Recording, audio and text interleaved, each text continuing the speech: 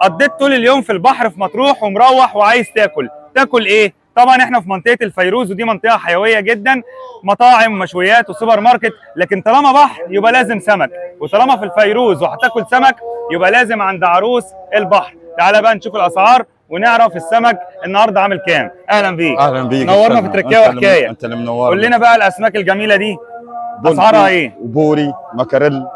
بوري، وبنقول عليه بولتي احنا في اسكندريه. ايوه جمبري. جمبري، انتوا تقولوا عليه ايه البولتي؟ بولتي. بولتي برضه. ايوه جمبري. ايه طيب بولتي وبوري وجمبري. طيب سي فود. سي فود بتجهز وبتعمل وجبات جاهزه يعني؟ اكيد ايوه اكيد. طب الاسعار ايه اخبارها؟ الاسعار تمام.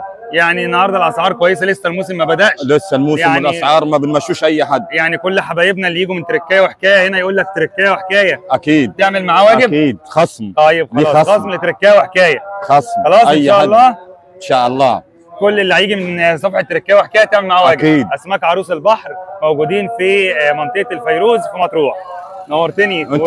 انت اللي منورنا استاذنا والله. الله يخليك، كل سنه وانتم طيبين. طيب استاذنا. تابعونا علشان دايما تعرفوا كل جديد. اخوكم مراد محمود.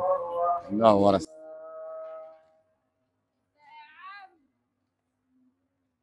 شكرا يا باشا. شكرا استاذ.